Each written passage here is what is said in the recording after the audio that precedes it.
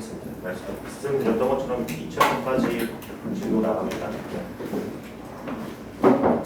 이뮤놀로지에 관련해서 우선은 알아야 될 것이 이게 왜 필요한가를 생각을 해봐야 되는데, 이뮤놀로지라는 이뮤 시스템이 존재함으로써 어떤 호스트 스트레스스 아니면 호스트 인디비주얼 각각의 개체는 외부에 이제 독성을 가지고 쉽게 얘기해서 독성을 가지고 있거나 해로운 물질을 로부터 본인 스스로를 방어하는 기작이 되죠. 이 이뮤 시스템 같은 경우는. 그래서 이뮤니티 면역력 같은 경우는 이제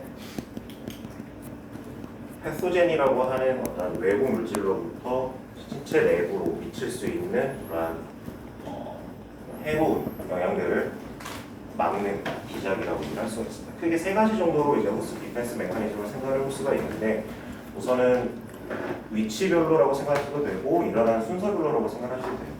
제일 먼저 이제 외부의 물질을 막는 그러한 베리어는 아무래도 스킨과 같은 이런 메카니컬 혹은 케미컬 디펜스 메커니즘이 존재하겠죠. 여러분들이 생각할 수 있는 거는 지금 여러분의 피부라든지 아니면은 엄밀히 말하면 이런 소화기, 맨 처음에 이제 위로 들어가 있는 우선 이 환경 자체가 굉장히 애시디한 컨디션이죠.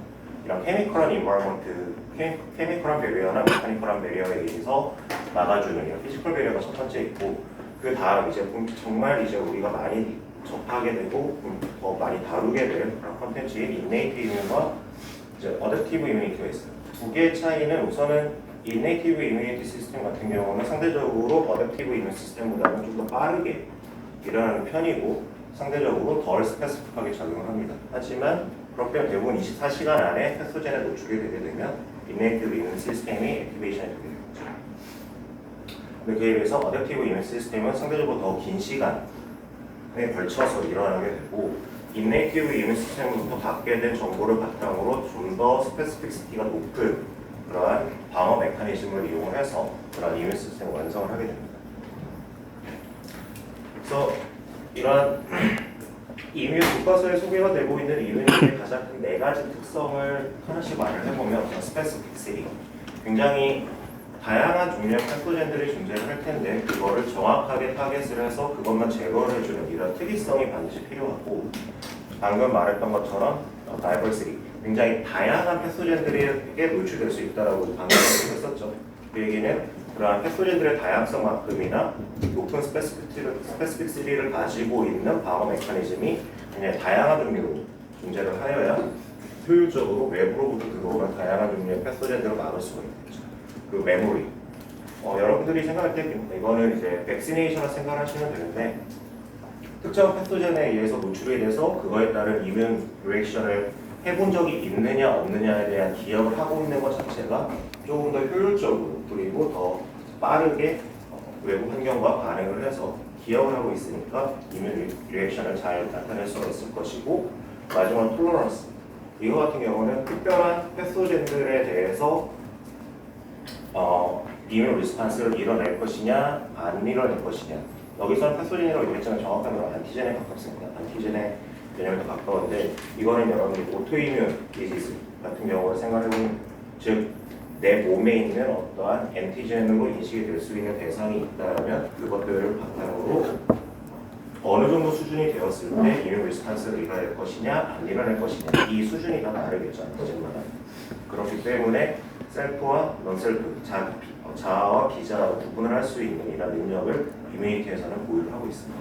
그 네 가지 정도의 특성을 가지고 있다라고 얘기할 수가 있고, 그래서 오늘은 포스트 디펜스 메커니즘의 오버뷰, 앞에서 얘기했었던 피지컬 베리어, 인네이트 이뮤니티, 그리고 어댑티브 이뮤니티에 대해서 굉장히 간략하게 얘기를 할 텐데, 교과서를 보면은 아마 이 부분을 잘 이해를 하시는 게 중요할 거예요. 그냥 나머지 부분으로 좀 수월하기가 수월하실 겁니다. 그 다음은 이제 어댑티브 이뮤니티에서 굉장히 중요하게 이용이 되는 이제 이뮤노글로불린에 대한 얘기를 할 것이고, 마지막으로 그것을 생산을 하는 B셀의 디벨롭먼트와 어떻게 해서 굉장히 다양한 이뮤노글로불린, 안티바디라고 할 수 있겠죠. 안티바디를 생성을 하는지에 대해서까지 빠르게 다뤄보도록 하겠습니다. 그래서 우선 이런 이뮤노 리스폰스를 유발을 하는 가장 대표적인 패소젠들은 아무래도 여러 가지가 있을 수 있는데, 그냥 대표적인 것들은 박테리아라든지 바이러스 아니면은 유크리오틱 패러사이트들이 있는데, 우선 패러사이트에 대한 설명은 뭐 그렇게 교과서에 많이 나오지는 않으니까 이거는 생략을 하고 박테리아랑 바이러스에 대해서 좀 말씀을 드릴게요.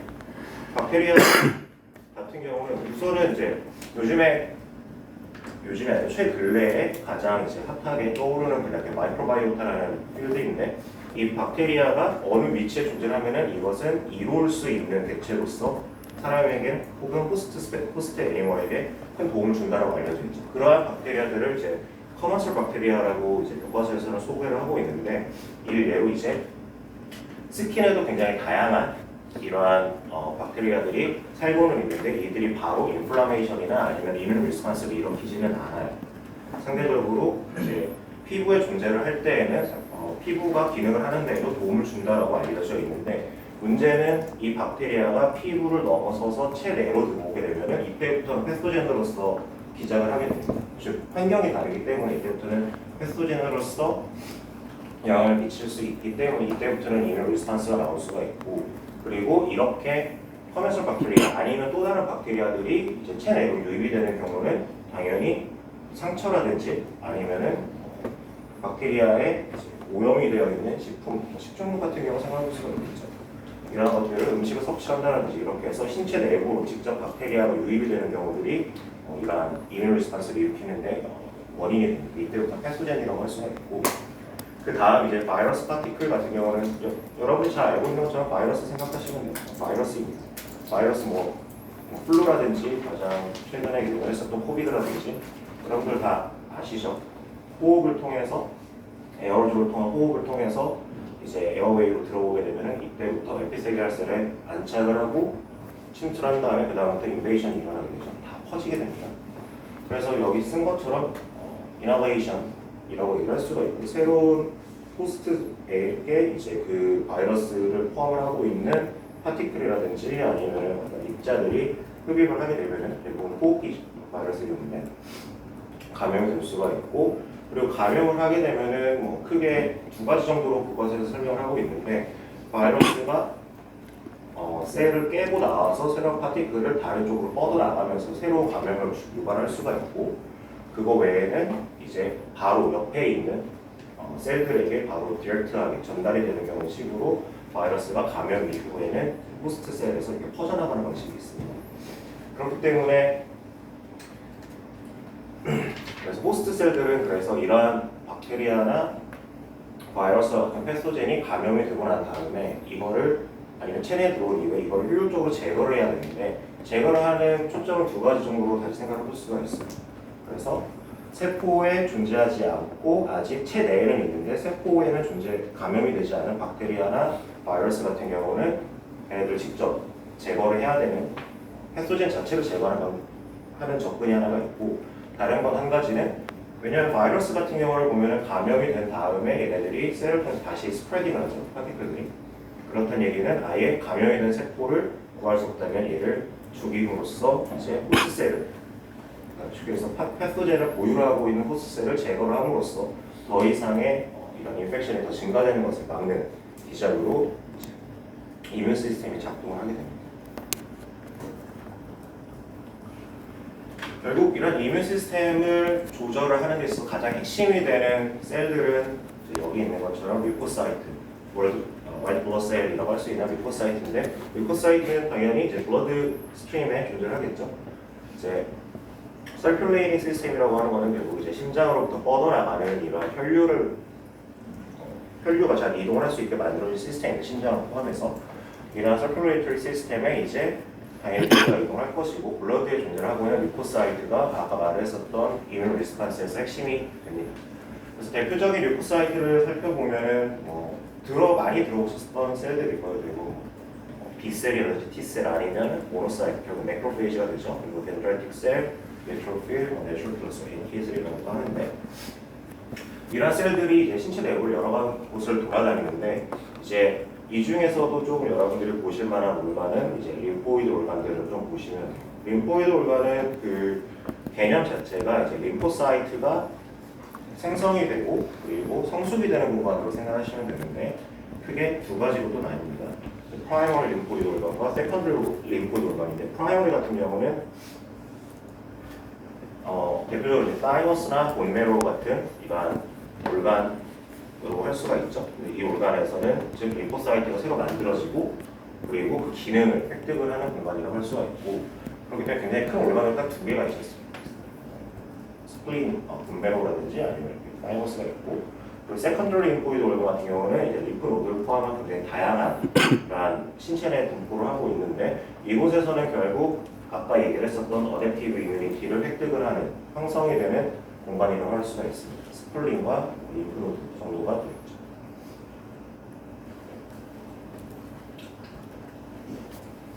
아까도 얘기를 했듯이 이제 서큘레이터리 시스템에 의해서 이뮤셀들이 효율적으로 이동을 하게 되는데 얘기를 했던 것처럼 림프 노드나 아니면 이런 림포이드 골반들이 존재를 해서 거기서 이뮤니티를 획득을 하는 현상들이 일어나게 되는데 그 과정을 조금 살펴보도록 할게요. 우선은 해부학적인 구조를 살펴보면 이제 혈관은 이제 주변에 다 막혀 있죠. 근데 혈관이 지나가지 않고 림포이드가 약간 떨어져서 분출할 수가 있는데 헐트가 펌핑을 하게 되면은 이제 단순히 블러드만 이제 뱃셀을 따라서 혈관을 따라서 이동을 하게 만들어주는 것이 아니고 이제 셀프리 리퀴드라고 여기서는 이제 이 상태는 이제 인테스티셜 플루이드라고 하는데 이제 셀과 셀 사이를 삐져나가서 엑스셀러 리진에 존재하게 되는 이제 리퀴드 이러한 상태로 이들이 이제 특정한 위치로 이제 이동을 할 수 있게 압력을 가해야 되는데 이런 인터스티셜 플루이드 같은 경우는 결국에는 블러드 베슬을 통해서 이동을 하다가 다시 이제 림파틱 베슬로 이동을 하게 됩니다. 이렇게 해서 림파틱 베슬로 이동을 하게 되면 이때 플루이드를 이제 림프라고 이름을 할 수 있는데 이 림파틱 베슬이 중요한 게 결국에는 그 플루이드를 따라서 다양한 이러한 이뮤셀들과 안티젠들이 같이 림프 노드로 들어갈 수 있게 만들어요. 이렇게 해서 림프 노드로 들어가게 되면 결국 이 안에서 이제 B셀이나 T셀 그리고 안티젠들이 위치를 하게 되는데 그럼 이 공간에서 여기에 있는 여러분들이 뒤에서 배우시겠지만 안티젠 프레젠팅 셀이라든지 이런 것들이 들어가게 되면서 이 안에 위치를 하고 있던 B셀과 T셀들이 액티베이션이 되면서 아까 얘기했었던 어댑티브 이뮤니티를 획득을 하게 됩니다. 즉 이 위치에서 외부에 감염이 돼서 생성이 되는 안티젠 혹은 패토젠들에 대한 정보를 이 위치에서 획득을 하면서 어댑티브 이뮤니티가 이제 활성화가 되게 되는 거죠.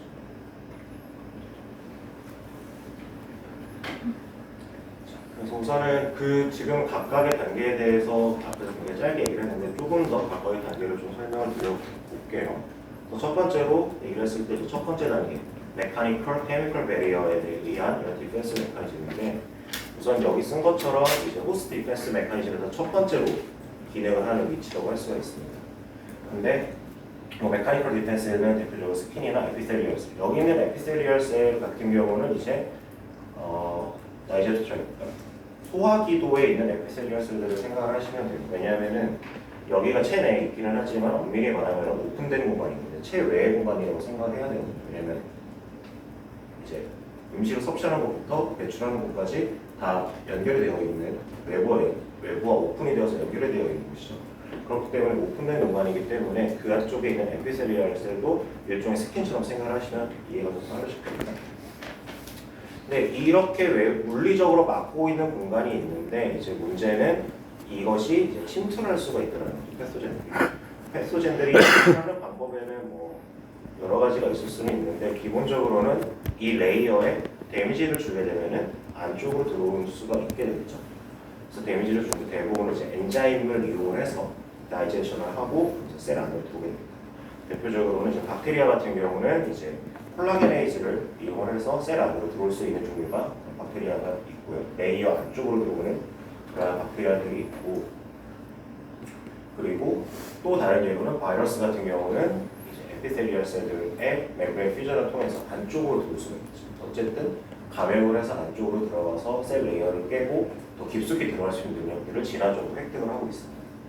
그리고 케미컬 디펜스 메커니즘은 뭐 아까도 얘기했었던 굉장히 낮은 pH, acid이가 컨디션의 그런 environment라든지 아니면 라이소자인과 같은 눈물에 존재하는 라이소자인 같은 경우들이 외부에 있는 패소젠들이 들어오는 것을 막아주는 1차적인 방어기작으로서 기능을 합니다. 다음 이제 인네이티브 이뮤 시스템인데 여기에서 괜히 이렇게 나온 거는 아니고 지금 보면은 패소젠들이 만약에 안으로 뚫고 들어갔다. 이 얘기는 메카니컬, 케미컬 베리어가 이제 더 이상 막을 수 없는 환경이 됐다는 거죠. 그렇게 되면 이제 그때는 인네이티브 이뮤니티 시스템이 활성화가 되고 만약에 인네이티브 이뮤니티 시스템이 더 가속화되고 있는 이런 인펙션을 막지를 못했다. 그럼 그때는 어댑티브 이뮤니티까지 활성화가 되는 겁니다.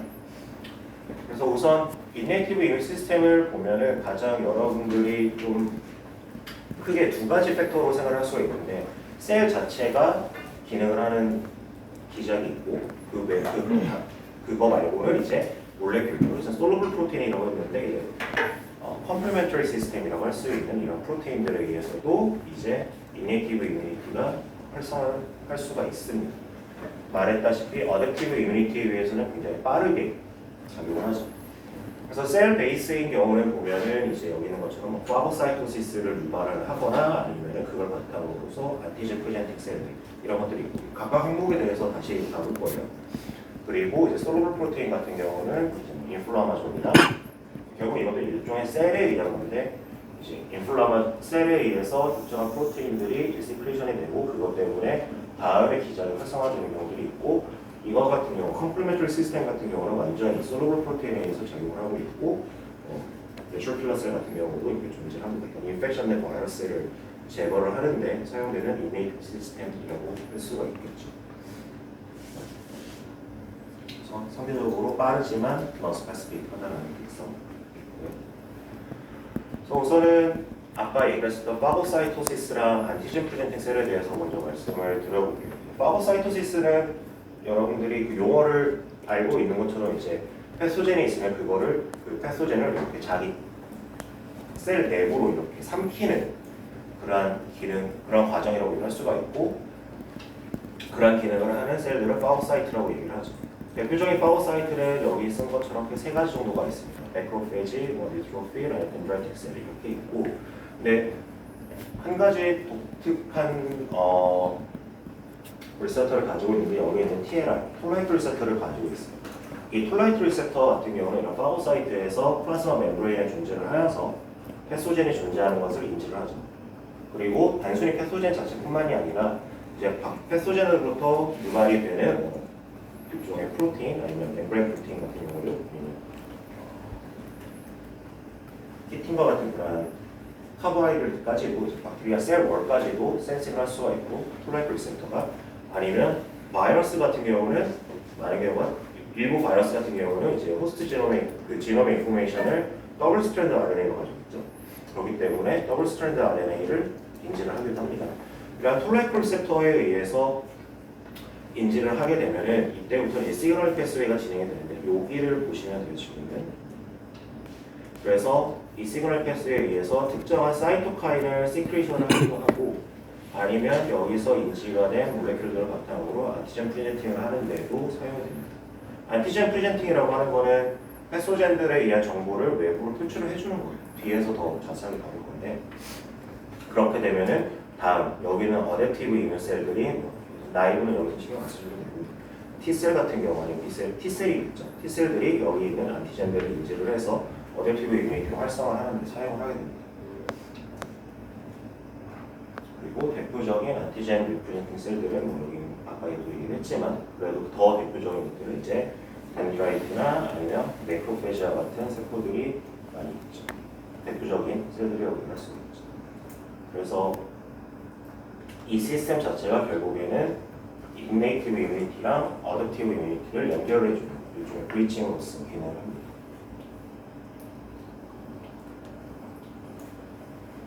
인네이티브 이뮤니티에서 확인이 되는 이제 대표적인 현상 중에 한 가지는 인플라메이션 이벤트라고 얘기할 수가 있는데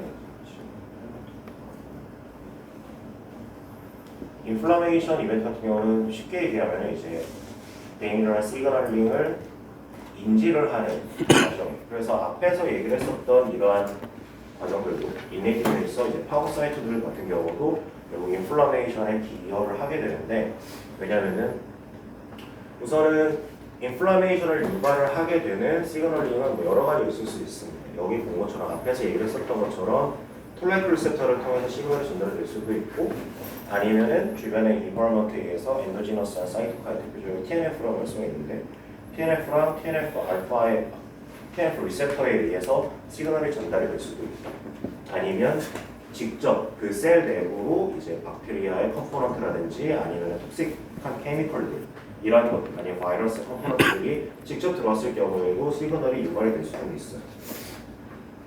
근데 여기서 여러분들이 아셔야 되는 거는 아시면 좋은 거는 시그널이 트리거링이 되면은 여기서 이제 인플라마좀이라고 하는 프로테인 컴플렉스가 만들어집니다. 그리고 이 프로테인 컴플렉스가 만들어지면은 이것에 의해서 캐스페이지 1이라고 하는 시그널 몰레큘이 다시 나오게 되는데 이 캐스페이지 1이 액티베이션이 되면은 이 셀에서 사이토카인들을 분비를 하게 되죠. 그렇게 되면은 이 위치에서 이 세포가 있는 위치에서 굉장히 높은 수준의 이뮤 리스판스가 필요하다라는 것을 신호를 알리는 것이고 그것 때문에 감염이 일어난, 인펙션이 일어난 그 세포 주변에서 그걸 인지한 세포 주변에서 이러한 부스팅된 시그널들이 계속 나가게 되면서 거기서 우리가 알고 있는 염증 반응 뜨겁다라든지 약간 통증이 있다라든지 아니면은 염증 우리가 생각할 때 뭐 이렇게 안에 이렇게 고름 같은 거 차는 경우 생각할 수 있죠. 그거 결국 다 류코사이트가 다 죽은 경우라고 할 수가 있죠. 쌓인 거니까 제가 봤을 때 그러한 현상들이 그때부터 이제 나타나기 시작하는 거죠. 그래서 결국에는 이 인플라메이션 이벤트에 의해서 사이토카인 시크레이션이 활성화가 되고 그것 때문에 인플라메이션이 일어나게 된다라는 거 알고 계시면 되겠습니다. 그 다음 이제 인네이티브 이뮤 시스템의 경우는 여기서 이제 컴플리멘터리 시스템인데 앞에서는 어쨌든 다 셀들이 인네이티브 이뮤 시스템에 관여를 하고 있는 심플리틱 셀을 포함한 매크로페이지나 덴드라이틱 셀들이 기능을 하는 것을 얘기를 했었는데 이거는 셀이라기보다는 아예 그 프로테인 자체가 기능하는 경우예요. 그래서 컴플리먼트 시스템 같은 경우는 이제 시럼에 존재하고 있는 프로테인인데 주된 역할, 첫 번째 역할은 패소젠에 덕지덕지 붙는 겁니다. 그리고 패소젠에 붙으면서 패소젠의 이런 멤브레인에 박테리아가 되겠죠. 멤브레인에 여기에 있는 것처럼 포어를 만들어서 박테리아가 죽는 환경을 만들어주는 게 가장 대표적으로 알려진 기능이에요. 대표적으로 이렇게 컴플리먼트 시스템이 활성화되는 경우는 세 가지가 있는데 우선은 패소젠이 만약에 존재를 하게 되면 그 주변에 안티바디들이 붙을 수가 있겠죠. 안티바디 붙고 이것 때문에 활성화되는 이제 클래식한 패스웨이가 있고 클래시컬 패스웨이라고 얘기를 하고 그리고 이제 패소젠들 대표적으로 계속 박테리아의 경우를 얘기하는 건데 박테리아가 이렇게 있으면 셀 월이 있으면 거기에 슈거레이즈드라고 할 수 있는 만노즈 같은 것들이 많이 존재해요. 그러면은 그 만노즈에 반응할 수 있는 렉틴 컴포넌트들이 그 시럼에 존재하고 있기 때문에 이 몰레큘들이 박테리아에 가서 붙습니다. 패소젠.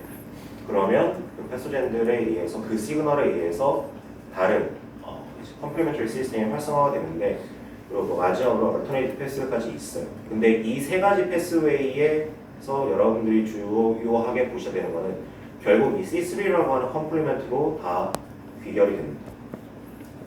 그래서 C3 컴플리멘터리가 이제 액티베이션이 되게 되면 이때부터는 다운스트림으로 이제 C5부터 C9까지의 이러한 또 다른 컴플리먼트 프로테인들을 통해서 아까 얘기를 했었던 박테리아의 서피스에 이런 포어를 만들어서 이렇게 포어를 박테리아에 만들어주게 되면은 인위적으로 만들어주게 되면은 박테리아의 내부와 외부 환경이 노출이 더 서로 되겠죠.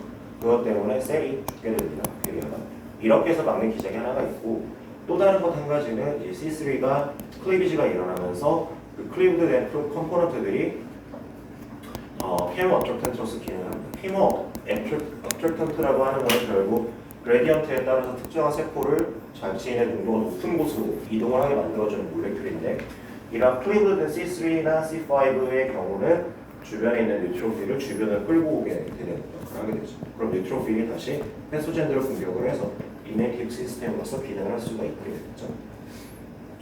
이렇게 컴플리멘터리 시스템들이 기능하고 있습니다.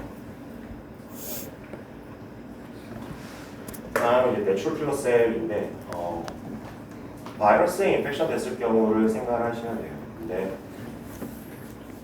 바이러스에 인펙션이 된 세포가 존재를 하면은 우선은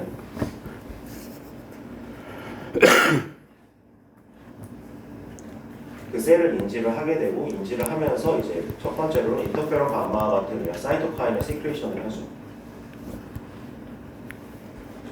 그래서 바이러스를 이제 제거를 해주는 역할도 하고 그리고 그 외에도 다른 이제 킬링 컴포넌트라고 하는 여기 퍼포린이나 뭐 브렌자임이라고 하는 컴포넌트들을 가지고 있는데 이런 것들도 마찬가지로 시크레이션을 합니다. 시크레이션을 함으로써 바이러스 인펙티드 셀들 아니면은 요즘에는 캔서셀까지도 얘기를 하고 있죠. 이런 셀들을 공격을 해서 세포들이 죽게 만드는 기능을 하기도 하는데 중요한 거는 이 내추럴 필러 셀 같은 경우는 리셉터를 가지고 있어서 정상 세포랑 감염이 된 세포랑 이걸 구분을 해서 상대로 선택적으로 세포를 제거할 수 있는 능력을 가지고 있습니다.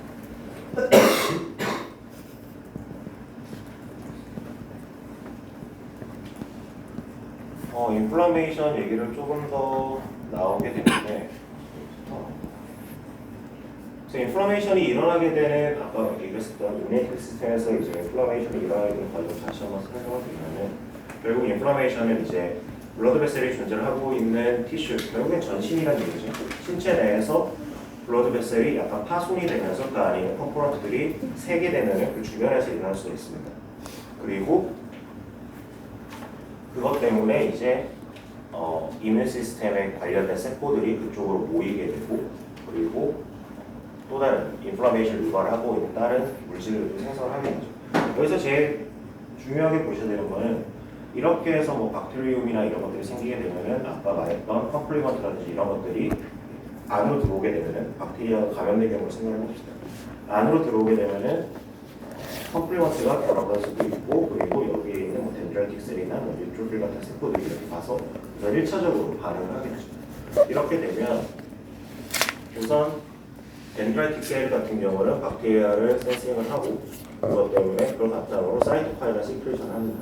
그렇게 되면은 더 많은 종류의 셀들을 더 인지를 하게 되고 최종적으로는 여기에 있는 B셀이라든지 T셀을 리크루트를 하는 데까지 이용을 하게 돼요.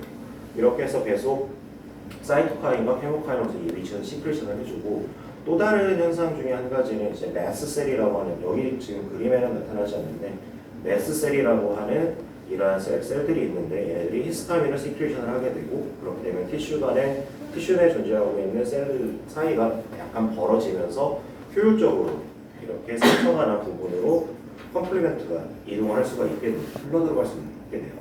이렇게 되면 아까 방금 전에 소개를 드렸던 것처럼 컴플리먼트가 박테리아에 붙고 그 다음에 C3가 클리비지가 되면은 헤모 어트랙턴트로서 기능을 해서 유트로필을 다시 리크루트 한다고 얘기했죠. 지금 계속해서 시너지틱하게 이벤트가 일어나게 됩니다. 이런 현상들이 계속 유지가 되면서 결국 여기서 만약에 디펜스를 잘 효율적으로 끝내면 그렇게 크지 않은 상태로 이제 어댑티브 이뮤니티까지 흘러들어가지가 않게 되는데 만약에 여기 이 인플라메이션을 포함한 인네이티브 이뮤 시스템이 효율적으로 패소젠들의 인펙션을 막지 못했다. 그렇게 되면 결국 어댑티브 이뮤니티까지 펴지게 되고 그 과정에서 효율적으로 역할을 하는 셀들은 아까도 얘기했던 덴드라이틱 셀이나 매크로페이지처럼 안티젠을 프레젠팅해서 림프 노드에서 림포사이트들을 액티베이션 시켜주는 기능하는 애들을 통해서 어댑티브 이뮤니티가 펴지게 됩니다.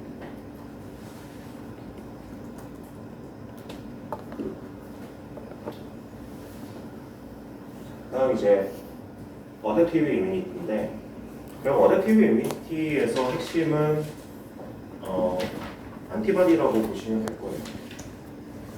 그래서 가장 그냥 초창기 때 실험을 지금 교과서에 설명하고 있는데 일반적인 비니아키가 있고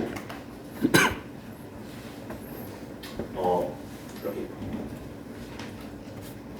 비니아키가 있는데 이쪽에 한쪽에다가는 한 마리는 이제 그냥 감염된 전적이 없는 개체로부터 추출이 된 시럼을 주입을 했고 그 다음 개체에다가는 어떤 톡식시티를 가지고 있는 패소젠에 감염이 됐던 경험이 있었던 즉 쉽게 해서 병에 한번 걸렸었던 개체의 시럼을 이제 주입을 해준 거예요.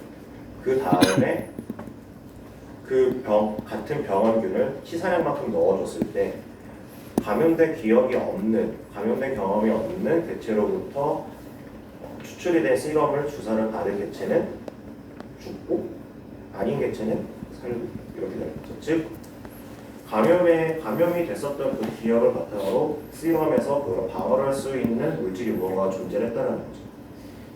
그래서 시럼을 각각 이제 그 호스트 박테리아에다가 처리를 해봤을 때 당연히 이러한 시럼이라면 같은 박테리아에다가 처리를 했을 때 박테리아가 죽겠죠.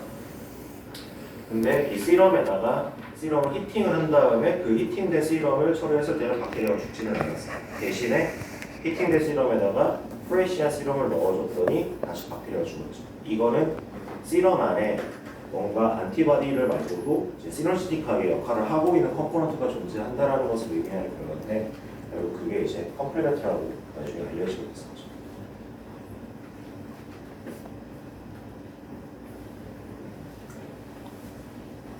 그래서 아까 얘기했었던 안티바디 교과서에서는 이제 이뮤노글로불린이라는 표현을 더 많이 쓰기는 하는데 혼용해서 쓰도록 하겠습니다. 특별하게 구분해야 되는 상황이 아니에요. 이제 이뮤노글로불린은 여러분들이 아시는 것처럼 Y자 모양으로 생겼고요. 그리고 이러한 이뮤노글로불린은 결국 시럼에 존재하는 프로테인이고 특정한 안티젠을 인지할 수 있는 그런 기능을 하는 프로테인입니다. 근데 구성을 살펴보면은 두 개의 헤비 체인 그리고 두 개의 라이트 체인으로 구성이 되어 있고 그리고 여기 끝자락이 안티젠을 결합할 수 있는 안티젠 바인딩 사이트입니다. 그리고 여러분들이 아시는 것처럼 이런 안티바디는 어떤 안티젠을 굉장히 스페시픽하게 결합을 할 수가 있죠. 그래서 이러한 그리고 한 가지 보실 거는 여기 크로스링킹이 이렇게 라이트 체인과 헤비 체인 그냥 하나씩 있고 그리고 헤비 체인 사이에서도 라이설파이드를 바탕으로 한 크로스링크가 존재를 합니다. 그래서 굉장히 안정적인 스트럭처를 유지를 하는데 이러한 안티바디를 엔자임을 이용해서 프로테이스를 이용을 해서 클리비지를 해보는 클리비지를 하게 되면 이제 여러 가지 방식으로 프로테이스가 무엇이냐에 따라서 이렇게 잘리는 방식이 다른데 우선은 파페인 같은 경우는 이렇게 자르게 되면은 여기를 자른다고 보시면 돼요. 여기. 그래서 FAB 이제 안티젠 바인딩 프래그먼트라고 하는 FAB 프래그먼트 이렇게 하나가 나오죠. 하나 두 개가 이렇게 생기고 그리고 펩신이라고 하는 몰레큘로 자르게 되면은 이제 이렇게 딱 중간 부분 헤비 체인 여기 가운데 있는 이 중간 부분을 자릅니다. 그래서 이제 이때는 펩2라고 얘기를 많이 하는데 이제 펩2 같은 경우는 이래서 안티젠에 결합할 수 있는 위치가 두 군데. 펩 같은 경우는 한 군데를 가지고 있고 여기 잘리고 남은 이 부분 있죠. 이 부분을 이제 FC 체인이라고 얘기를 하는데 이 위치는 특별하게 안티젠에 결합을 하는 능력을 가지고 있지는 않아요. 근데 뭐 FC라고 얘기를 하는 이유가 프래그먼트 크리스탈라이제이션이 잘 돼서라는 것을 교과서에 설명하고 있는데 어쨌든 이 위치는 안티젠을 결합하는 능력을 가지고 있지는 않지만 대신에 여러 시그널의 과정에서 뒷부분에서 더 자세하게 다룰 시그널 과정에서 리셉터에 결합을 하는 위치가 여기 FC 그래서 각각의 위치가 이뮤 리스판스를 하는데 그리고 시그널링을 서로 주고받는데 중요한 역할을 하고 있죠.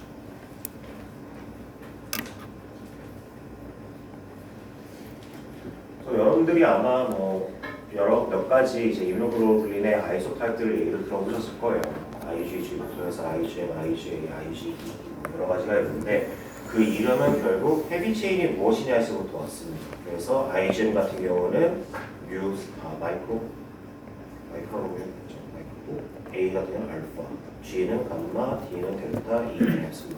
이렇게 해서 헤비 체인이 무엇이냐에 따라서 이제 아이소타입이 이름이 결정이 되고 그리고 헤비 체인 말고 라이트 체인 같은 경우는 이제 카파나 람다와 같은 이러한 아이소 프로테인들이 존재합니다. 그래서 안티바디 그리고 이뮤노글로불린을 얘기를 할 때 이 결합을 할 수 있는 능력에 대해서 조금 용어를 구분을 하실 필요가 있는 게 이제 안티바디가 되는 어떠한 안티젠에 결합을 할 수가 있겠죠.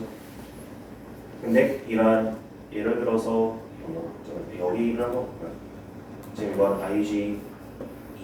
IG 같은 경우 마찬가지로 여기에 결합이 있고 여기가 결합이 있는데 여기가 이제 바인딩 사이트가 되는데 두 개가 각각의 바인딩 사이트가 얼마큼 강하게 안티젠에 결합을 할 수 있느냐, 이 개념을 어피니티라고 얘기를 해주고, 근데 만약에 이 IgE가 가지고 있는 어피니티, 각각의 바인딩 사이트가 가지고 있는 어피니티와 IgM이 가지고 있는 어피니티 합을 각각이 그렇게 되면 어피니티 자체는 같다라고 하더라도 이 IgM이 바인딩 사이트가 10개를 가지고 있으니까 IgE보다는 훨씬 더 강하게 안티젠을 결합할 수가 있겠죠. 그래서 바인딩 사이트가 얼마큼 존재를 하느냐, 그 토탈 그 몰레큘 자체가 가지고 있는 안티젠에 결합을 할 수 있는 그 능력의 합, 그것을 어비디티라고 얘기합니다. 그렇기 때문에 이제 대표적으로 IgM 같은 경우는 보면은 Y자 구조를 가지고 있는 임무노글로빈이 여기 있는 J 체인이라고 하는 이러한 것으로 연결이 돼서 총 10개의 바인딩 사이트를 가지게 되는데, 그것 때문에 상대적으로 어비디티가 굉장히 강하게 구성을 하고 있고, IgA는 구조상으로 이렇게 2개, 대신 마찬가지로 2개가 J 체인으로 연결되어 있고, 그리고 IgG 같은 경우, 아니 IgE 같은 경우도 이제 하나씩 구성이 되어 있어요. IgA나 IgG가 가지고 있는 그 특징은 이제 트랜스사이토시스라고 하는 과정을 겪을 수가 있다라는 건데, 메커니즘을 살펴보면 트랜스사이토시스라고 하는 거는 결국 세포를 거쳐서 이동을 하는, 들어왔다가 바깥으로 나가는 것까지 가능하다는 거예요. 근데 이제 IgA 같은 경우는 이건 지금 인테스틴이라고 생각하셔야 돼요. 인테스틴인데 바소레터럴 사이드, 바닥이죠. 베이설 파트고 에피컬 사이드, 바깥쪽이죠. 그러면은 베이설 리즌에서 이런 IgA가 특정 리셉터와 결합을 해서 엔도사이토시스가 일어나고, 이게 바깥으로 나오면서 에이피컬 사이드, 루멘으로 이렇게 안티바디가 흘러나올 수가 있습니다. IgA 같은 경우는. 그리고 IgG의 트랜스사이토시스는 대표적으로 이제 그림에서 나오는 거는 마우스 모델에서 마더의 밀크를 피딩을 했을 때 이제 체내로 들어오는 경우인데, 지금 이쪽부터 보셔야 돼요.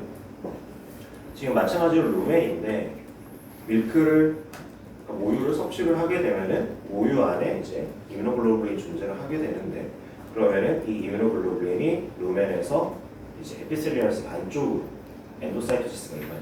여기에서 나오는 것이 이제 FC 리셉터. 아까 항체 구조에서, 안티바디 구조에서 바인딩 어피니티가 바인딩하는 위치가 아니고 여기 밑에 잘리고 남은 그 위치 있겠죠. 그 위치에 FC 리진이라고 하는데, 그 리진과 결합을 하는 리셉터에 의해서 엔도사이토시스가 일어나게 되고, 다시 이것이 안쪽으로, 더 안쪽으로 엑소사이토시스가 일어나게 되면서 결국에는 이 네오네이트 상태의 그런 펍들이 마더로부터 안티바디를 이렇게 얻을 수가 있고, 이것 때문에 본인들이 약한 이뮤니티를 상대적으로 보완할 수 있는 메커니즘으로서 이렇게 IgG의 트랜스사이토시스가 마우스의 경우는 있고, 휴머의 경우는 플라센타를 통해서 이런 트랜스사이토시스 및 IgG의 딜리버리가 일어난다고 교과서에 설명이 되어 있습니다.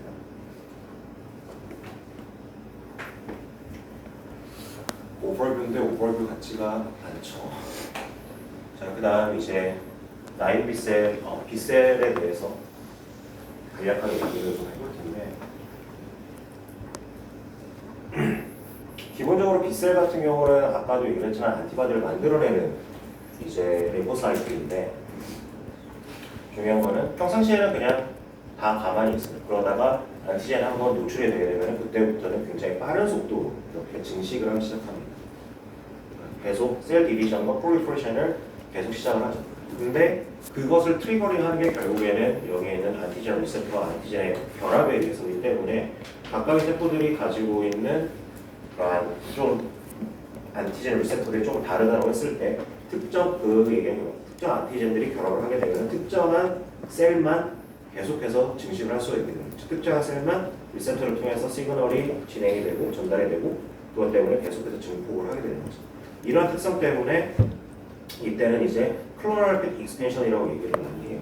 즉 하나의 세포로부터 증식을 쭉 하는 이러한 경우를 클로널 익스펜션이라고 얘기를 하는데, 이론상으로는 이런데 실제로 특정한 패소젠에 감염이 된 경우를 생각을 해보면 클로널 익스펜션 식으로 딱 한 종류의 세포만 이렇게 해서 증식을 하지는 않습니다.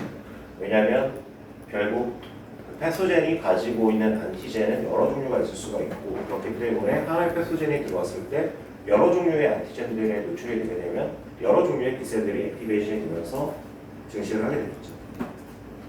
그렇기 때문에 실제 환경에서는 여러 종류의 B셀들로부터 만들어진 다양한 종류의 안티바디들이 동시에 시크레션이 되기 때문에 이 경우를 이제 폴리클로날 케이스라고 얘기할 수가 있습니다.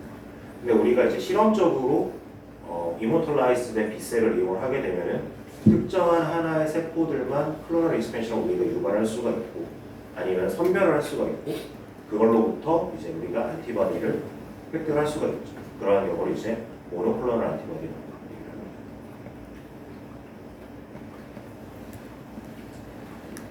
네, 아까도 얘기했지만 그 이뮤니티에 있어서 가장 중요한 특징 중에 한 가지는 이제 다이버시티를 말씀을 드렸었죠.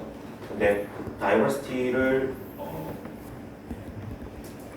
스페시피시티도 얘기합니다. 스페시피시티를 얘기를 다이버시티랑 스페시피시티를 같이 얘기를 근데 보면은 과연 그럼 어떻게 해서 안티바디가 굉장히 다양한 종류의 안티젠들을 굉장히 높은 스페시피시티를 가지고 결합을 하는가를 살펴보면 결국 그것은 여기에 있는 라이트 체인과 뒤에 나오는 헤비 체인에 있는 베리어 시퀀스 베리어블 리즌이 존재를 해요.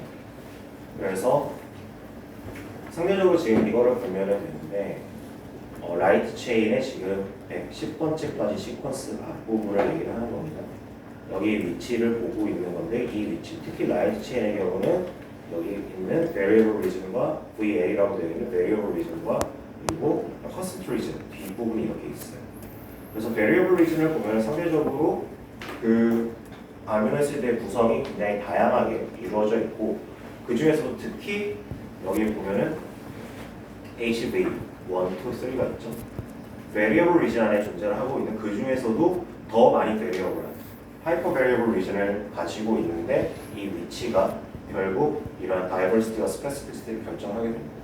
즉, 여러분들 직관적으로 생각해 보실 수 있는 거는 이 위치의 아미노애시드 시퀀스가 다르다라고 하는 거는 그 위치의 구조가 다르다는 것일 것이고 그렇다면은 구조가 다르기 때문에 상대적으로 에피토프 혹은 안티젠으로서 안티젠의 대상에 특별하게 딱 그 특정 안티바디를 결합할 수 있는 능력이 부여가 된다는 거죠. 그리고 실제로 뒷부분에서도 나오지만 여기 CDR 지금 보면 여기 HV Hyper Variable Region을 또 다른 말로 이제 CDR이라고도 얘기를 하는데 결국 이 CDR 리즌이 안티바디의 결합을 하는 위치, 안티젠의 결합을 하는 위치로서 작용을 하기 때문에 이곳의 다양성이 결국 다양한 안티젠들을 효율적으로 결합을 할 수가 있는 스페시픽하게 각각의 안티젠을 결합할 수 있는 능력을 각각의 안티바디에 부여를 하는 위치라고 할 수가 있겠죠. CDR 보시면 여기 안티젠이 이쪽에 붙어 있죠.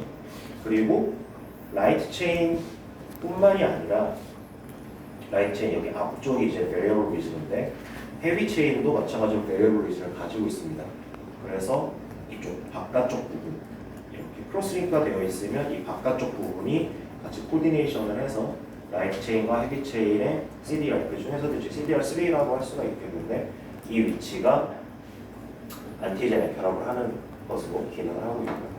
그리고 여기는 FC 체인 같은 경우는 앞에서 얘기했던 것처럼 리셉터에 결합을 해서 시그널링을 조절을 한다라든지 아니면 이 위치에 아까 얘기했었던 컴플레멘터리 패스웨이가 컴플레먼트가 프로테인 여기에 결합을 해서 컴플레멘터리 패스웨이를 활성화를 하는데 사용이 된다라든지 이런 식으로 기능을 합니다.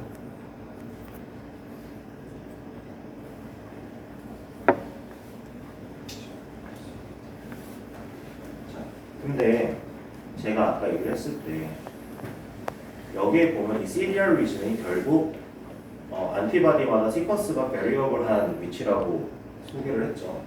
근데 이 시퀀스가 베리어블해지려면 우리가 생각할 수 있는 거는 라이트 체인이나 헤비 체인을 구성하고 있는 아니면 그것을 만들어내는 유전자가 염기서열이 굉장히 다양하게 여러 종류로 존재를 하면은 이렇게 베리어블한 종류로 나올 수가 있는데 그렇게 되면은 근데 그것에 비해서 실제로 만들어지는 안티바디 종류는 훨씬 더 많습니다. 그 얘기는 이게 단순히 지놈, 태어날 때부터 가지고 있는 지놈의 정보로부터 만들어지는 것은 아니라는 결과물이 굉장히 좀 독특한 방식으로 그런 다이버시티가 결정이 되게 되는데, 쓰여 있는 것처럼 패소진이나 안티진이 다양한 만큼 이제 안티바디는 굉장히 다양하게 만들어져야 되는데, 교과서에서는 리미틀리스라고 표현을 해요.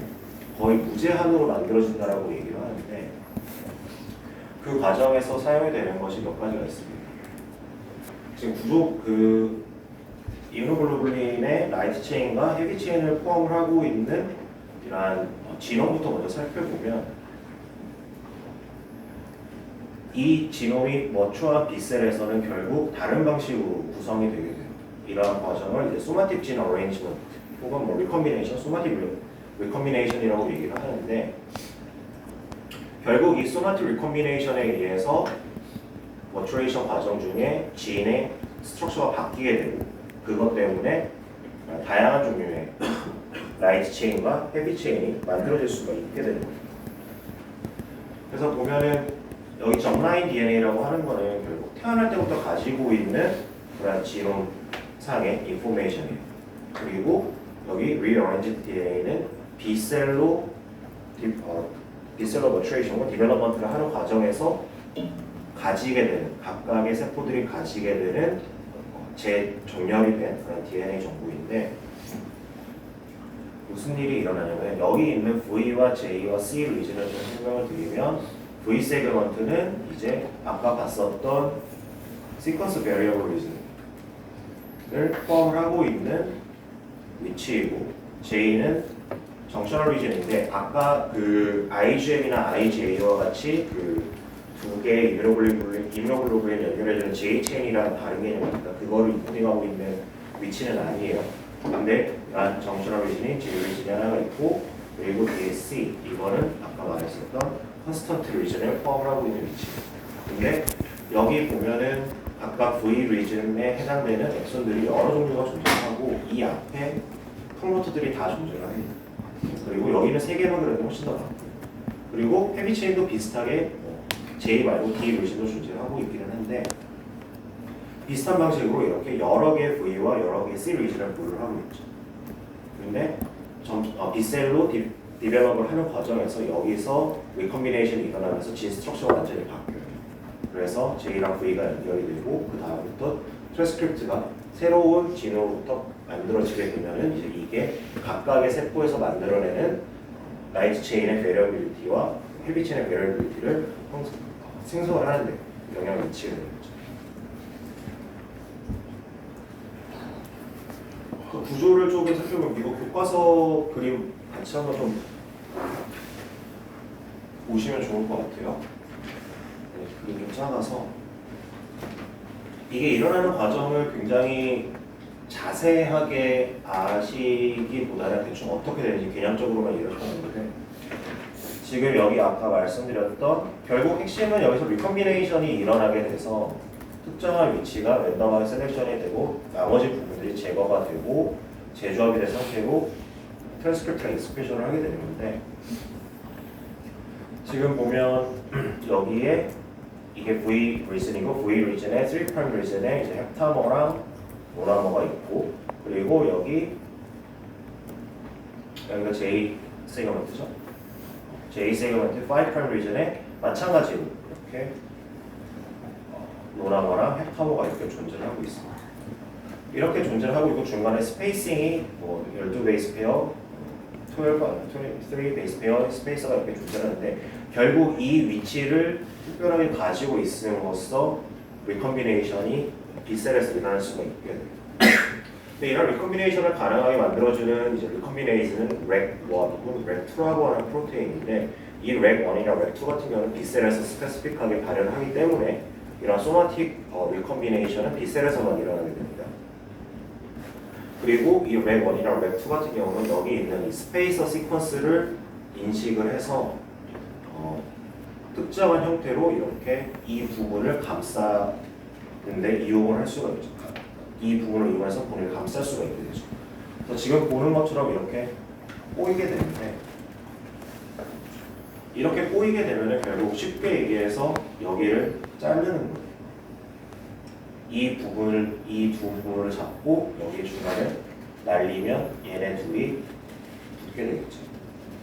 간단하게 그렇게 되는데 지금 밑에 있는 이제 더블 스트랜드 DNA에서 살펴보면 마찬가지로 여기 5' 리전이 존재를 하죠.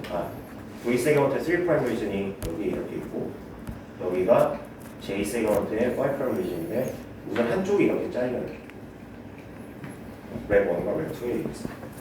잘리게 되면 여기에 하이드록실기가 오픈이 되겠죠. 그럼 이 오픈된 하이드록실 그룹 때문에 오픈된 하이드록실 그룹에 의해서 이렇게 DNA가 헤어핀 형태로 만들어지면서 결국 이 위치가 다 잘리게 됩니다. 이게 웹 1과 웹 2에 의해서 여기에 있는 부분이 잘리게 되는 건데 근데 아까 얘기를 했을 때 V 세그먼트도 굉장히 종류가 다양하다고 얘기를 했죠. 앞에 여러 종류가 있는데 여러 종류의 V 세그먼트와 J 세그먼트 중에서 어떤 게 서로 조합을 이룰 건지는 랜덤하게 일어납니다. 그래서 그렇기 때문에 어떠한 B셀의 경우는 굉장히 다양한 형태로 이 리전의 지놈 인포메이션을 가지고 있는 것이고 이렇게 해서 헤어핀 형태를 만들고 나면은 나중에 이 둘이 연결이 되어야 되겠죠. 그렇게 해야 지놈이 연결하게 유지가 되니까 그래서 이때 일어나는 현상을 이제 정션 인프리시전이라고 얘기할 수가 있는데 크게 두 가지 방식으로 이제 일어나게 돼요. 지금 이런 라이트 체인의 경우인데 지금 보면 여기 헤어핀 리전이 이렇게 존재를 하면 여기가 잘립니다. 이렇게 잘려서 일종의 어시메트릭하게 오픈이 되게 되죠. 지금 보면 여기가 다르죠. 만약에 어시메트릭하게 오픈을 하게 되는데 이거는 그림 표현하기 위해서는 이제 양쪽 다 그렇게 잘릴 수도 있는 경우예요. 어시메트릭하게 잘리게 되는데 우선 첫 번째로 이 위치가 항상 동일하게 같은 위치만 잘리는 건 아니에요. 이 주변이기는 한데 옆 베이스페어 안쪽이긴 한데 이쪽이 잘리게 됩니다. 그렇게 되면은 한쪽이 오버행을 가지게 될 것이고 그럼 이쪽을 필인을 하게 되죠. 이 안쪽을 다시 누클레오타이드들이 그렇게 되면은 여기 있는 이만큼의 리전은 네이티브 지놈상에는 존재하지 않던 시퀀스가 됩니다. 즉 여기서부터 베러빌리티가 우선 한번 생기는 것이고 아니면 이 위치가 오버행이 제거가 될 수도 있어요. 필인이 될 수도 있고 제거가 될 수도 있고 이렇게 필인이 될 수도 있고 제거가 될 수도 있고 이렇게 되면은 이미 이때부터는 여기에 있는 V 세그먼트의 네이티브 시퀀스가 바뀐 상태로 다시 합쳐지게 되는 거죠. 그리고 시메트릭하게 만들어지는 경우도 뭐 추가로 이렇게 시퀀스가 붙어 있는 경우도 생기기는 하는데 뭐 제거가 될 수도 있다고 합니다. 마찬가지 원리가 되는 거죠. 즉, 그 얘기는 결국 지금 그림에서 보는 것처럼 넌 네이티브와 시퀀스가 이 위치에 분포를 할 수 있게 돼요. 그렇게 되면은 만약에 이렇게 만들어진 엑손 리즌이 새로운 엑손이 된 거죠. 지금 엑손 두 개가 합쳐진 경우니까 이렇게 되면 만약 여기가 이 프레임으로 나오면은 기존에 만들어질 거라고 예상하지 않았던 새로운 종류의 라이트 체인이 이 위치에서 만들어질 수 있게 됩니다. 이러한 방식으로 라이트 체인의 베리어빌리티가 획득을 하게 됩니다. 비셀에서. 그 다음은 이제 헤비 체인인데 기본적으로 헤비 체인도 거의 동일해요. 이러한 방식으로 랩 1이나 랩 2에 의해서 프리비지가 일어나는 거는 마찬가지고 대신 이제 어셈블리 되는 과정이 좀 두 단계로 이루어지는데 아까 얘기했을 때 라이트 체인 같은 경우는 V랑 J가 연결이 된다고 얘기했죠. 근데 헤비 체인의 경우는 D랑 D가 추가로 가지고 있고 그래서 D랑 J가 먼저 연결이 된 다음에 이 D, J로 합쳐진 프래그먼트가 다시 V로 연결됩니다.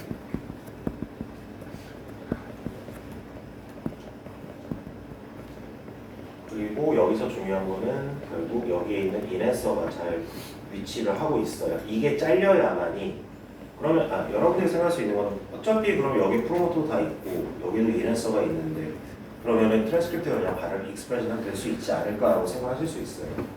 근데 실제로 그게 불가능한 것이 여기 이네서가 액티베이션이 우선 돼야 되는데 이 이네서가 액티베이션이 되려면 실제 지노 디스턴스 상에서 이 부분이 제거가 되고 가장 가까이 프로모터가 위치를 해야만이 이 트랜스크립트가 가능할 수가 있어요. 그렇기 때문에 이 프로세스, 즉 소마틱 리콤비네이션이 활성화가 돼야만이 인핸서가 액티베이션이 되고 그것 때문에 트랜스크립트를 만들 수 있는 거죠. 즉 이게 잘리기 전에는 트랜스크립트가 안 만들어진다고 생각하시면 됩니다. 그 외에도 뭐 소마틱 하이퍼뮤테이션이라고 하는 기작이 있는데 그거는 가서 한번 읽어보시면 될 것 같아요.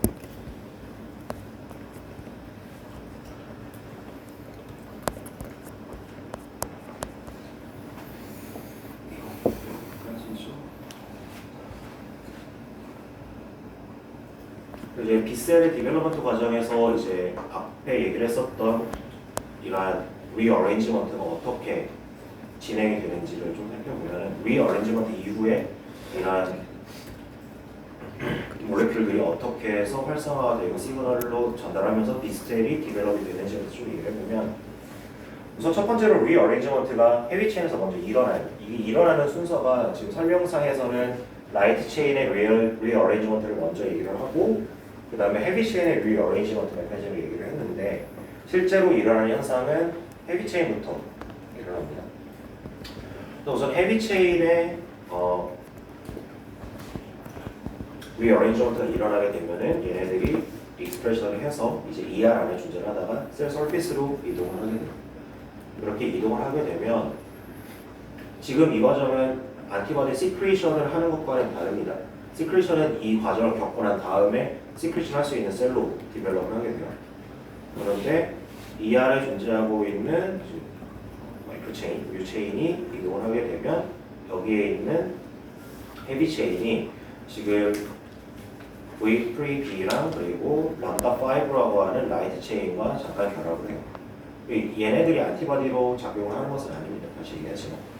그리고 이렇게 된 컴플렉스 그러니까 여기 있는 IgA 알파나 IgA 베타와 연결을 해서 여기 컴플렉스를 이루는데 이때의 이 컴플렉스를 프리 B셀 리셉터라고 얘기합니다.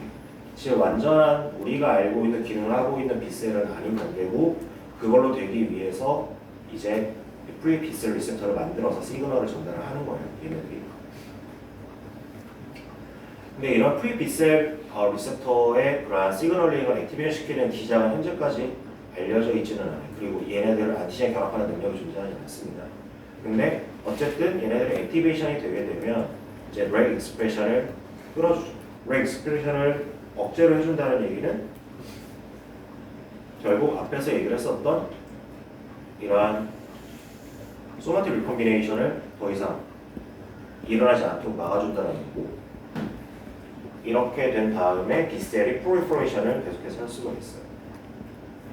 근데 이 B셀이 프롤리퍼레이션을 하게 되면은 그래서 아까 얘기를 드렸던 클로럴 익스펜션을 쭉 하게 되면 나타나는 현상 중에 한 가지가 여기에 있는 V3B와 감마5 익스펜션 레벨이 줄어들게 됩니다. 라이트 체인을 기능을 하고 있는 이 두 개의 프로테인 익스프레션이 낮아지고 그러면 이제 여기 있는 프리 BCR을 구성하고 있는 헤비 체인이 마찬가지로 양이 줄어들게 돼요. 즉 이 얘기는 아까 얘기했었던 프리 BCR로부터 유발이 되는 시그널이 감소가 된다는 건데 그럼 되게 좀 특이한 것이 이렇게 BCR이 시그널이 꺼지게 되면은 아까 BCR 시그널이 존재할 때 렉이 익스펜션이 줄어든다고 했죠. 근데 셀이 익스펜션을 하면서 BCR 시그널이 줄어드니까 프리 BCR 시그널이 줄어드니까 렉이 다시 익스펜션을 합니다. 근데 이때 익스프레션이 증가가 된 경우에서는 헤비 체인을 인코딩하고 있는 지노믹 리전을 리어레인지하는 것이 아니라 라이트 체인을 인코딩하고 있는 리전을 리어레인지를 하죠. 즉 헤비 체인은 지금 준비가 됐고 그 다음에 필요한 라이트 체인의 리어레인지먼트를 그 다음 단계부터 시작하게 됩니다.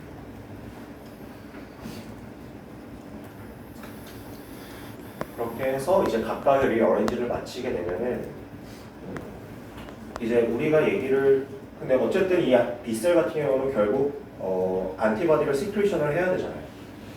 근데 안티바디를 시크리션을 해야 되는데 맨 처음에 만들어지는 이런 프리 BCR을 구성하고 있는 경우는 여기에 트랜스멤브레인 리전을 두 개를 가지고 있어요.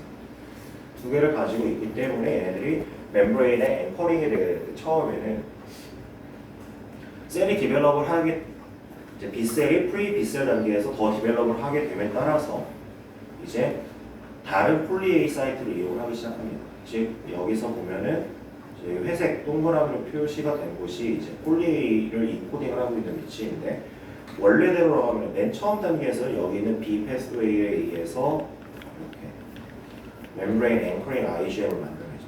트랜스 멤브레인을 인코딩하고 있는 트랜스크립트를 만들어내면서 근데 디벨롭을 하게 되면서 그리고 여기 나온 것처럼 터미널리 디퍼런시에이트 비스 풀리 우리가 알고 있는 실제로 안티바디를 시크레션하는 단계의 비셀까지 디벨롭을 하게 되면 여기 앞에 있는 폴리에이테이를 이용해서 트랜스크립션이 일어납니다. 이 과정이 일종의 그러한 얼터네이티브 스플라이싱처럼 보이긴 하는데 이렇게 셀렉션되는 과정은 얼터네이티브 스플라이싱의 메커니즘은 아닙니다. 대신에 여기서 말했던 트랜스 멤브레인을 포함을 하고 있는 멤브레인 앵커드 IGM을 만드는 경우는 얼터네이티브 스플라이싱이 이 뒷부분에서 일어나는데 이 앞에 있는 경우는 얼터네이티브 스플라이싱이 일어나는 건 아니에요. 대신 왜인지 모르지만 여기에 있는 폴리에이테이를 차용을 하는 거죠. 이렇게 해서 사용을 하면은 트랜스크립트의 트랜스 멤브레인을 인코딩하고 있는 위치는 존재하지 않고 즉 시크리션이 가능한 폼으로 만들어지게 됩니다. 그리고 이런 현상은 아까도 얘기했듯이 완전히 분화가된 B셀에서 확인이 됩니다.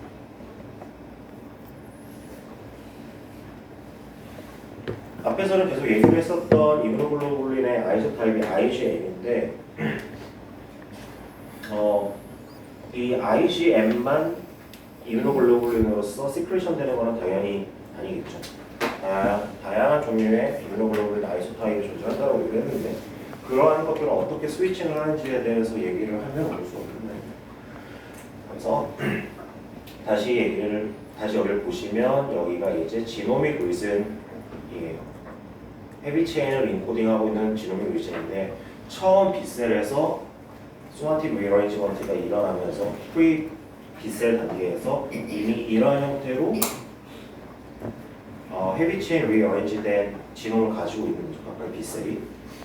그렇기 때문에 V 세그먼트, D 세그먼트, J 세그먼트가 앞에 붙어 있는 거고. 근데 뒷부분을 보면은 여기에 다양한 종류의 헤비 체인의 FC 시퀀스를 구성을 하고 있는 도메인들이 아이소타입들이 존재를 하고 있죠. 즉 여기는 쉽게 얘기해서 감마3 아이소타입의 FC 리즌을 인코딩하고 있는 리즌이고 여기는 뭐 엡실론 타입을 인코딩하고 있는 리즌인데 즉 아이소타입이 여러 종류가 나올 수 있는 거는 이 VDJ랑 어떠한 FC 체인이 연결이 되느냐에 따라서 결정이 될 수 있겠죠. 그래서 맨 처음엔 IgM만 가지고 있었던 것이 주변에 있는 CD4 T셀이나 아니면 인터로킨 4 그리고 여기 AI의 엔자임에 의해서 시그널을 받게 되면 B셀이 특정한 위치에서 리컴비네이션이 다시 일어납니다. 그래서 지금 여기 예를 보시면 이걸로 볼게요. IG 감마2 블러드 이뮤노글로불린 이렇게 돼 있으면 지금 여기 파란색 이 위치랑 여기 감마2 앞부분 5' 리즌 노란색 위치 여기 두 군데를 바탕으로 리컴비네이션이 일어나서 딱 이 가운데 부분이 다 제거가 되는 거죠. 그렇게 되면 VDJ 다음에 바로 감마2가 나오게 되고 여기서 트랜스크립트가 만들어지면 딱 여기서 당연히 여기 감마2 마지막에는 스탑 코돈이 존재할 테니까 그렇게 되면은 VDJ 감마2로 구성이 되어 있는 그런 헤비 체인이 만들어질 수 있겠죠. 이러한 방식으로 특정한 시그널에 따라서 어떠한 FC 체인, 어떠한 아이소톰의 FC 체인을 가지고 있는 헤비 체인이 만들어질 건지가 결정이 되면서 최종적으로 이뮤노글로불린의 아이소타입 결정을 하게 된다고 얘기를 할 수가 있습니다. 그래서 클래스 스위치라고 이 과정을 얘기를 합니다. 네, 많죠. 오늘 수업은 여기까지고 질문 있으신 분?